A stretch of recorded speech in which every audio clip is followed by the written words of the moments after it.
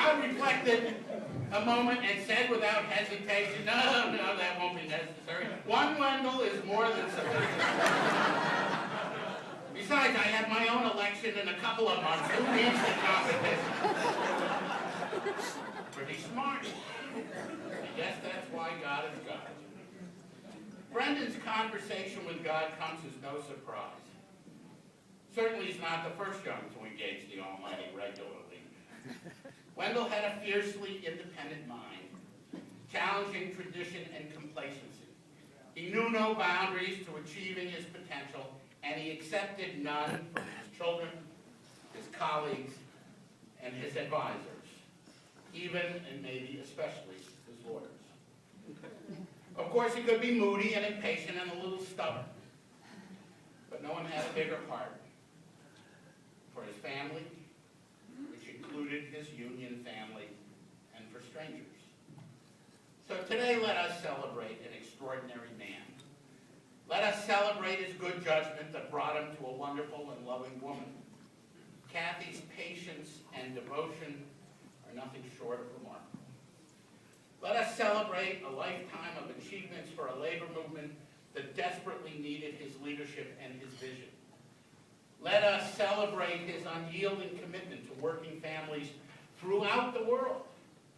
It would not be an overstatement to suggest that Wendell improved the lives of millions of people through his unrelenting struggle for safer workplaces, better health care, industrial justice, civil rights, and human rights. Wendell loved the members of his union, and they loved him. I remember that huge Acme strike vote that we had and the ratification that followed not so long ago. Wendell was already retired but present to support his son. Scores of members came to him, to hug him, to thank him, to introduce their children, many of whom had been cared for in the daycare centers that he had established, and many who had gone to college with the support of the educational benefit he had created.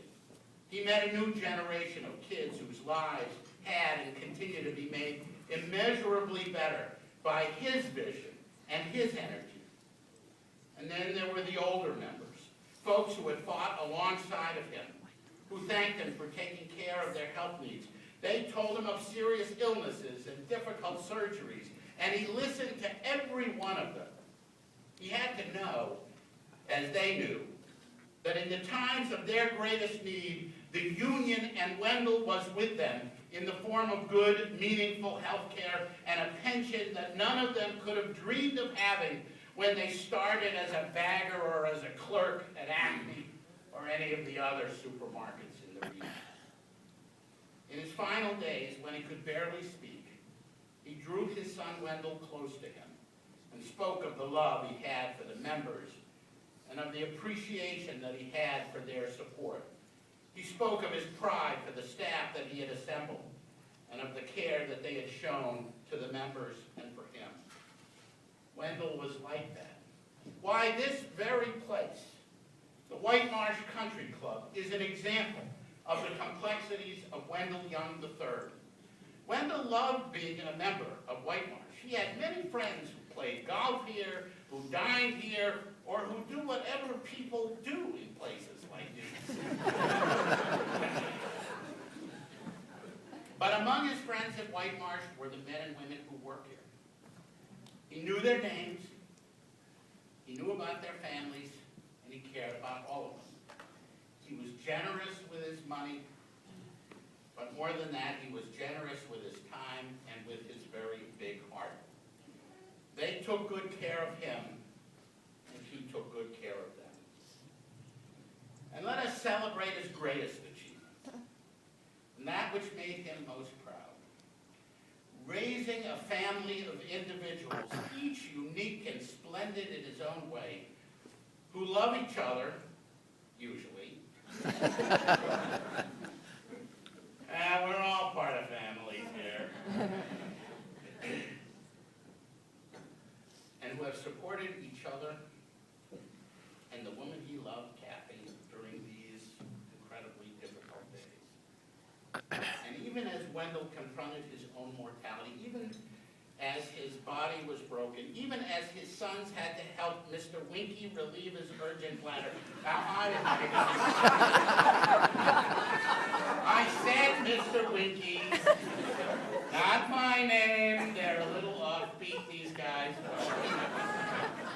Even during these most difficult days, he rejoiced about the family who loved him and who loved each other. His legacy is embodied in the next generation, in Wendell IV, Brian, Scott, Eric, Brendan, and Matthew, and many beautiful and remarkable grandchildren and great-grandchildren. His legacy is embodied in each one of them, and each one of us who has been touched by his magic, inspired by his passions, not all of his passions, of course, but most of them, and fortunate enough to have walked by his side in his struggle to heal the world. So as long as we live, Jack, he will live too, for he is now a part of us. Whenever we hear the sounds of a labor rally or a civil rights rally, we'll remember him. Whenever we see a young fighter challenging the status quo, impatient with government, unwilling to compromise with unfairness, we will remember him. When we are weary of the struggle and when the challenge seems insurmountable and we are in need of strength, we will remember him. But most of all, in the loving embrace of family and friends, of each other here today, we will remember him even as we contemplate a world without him. As long as we live, he too will live, for he is a part of us. Thank you, Wendell. God bless you all.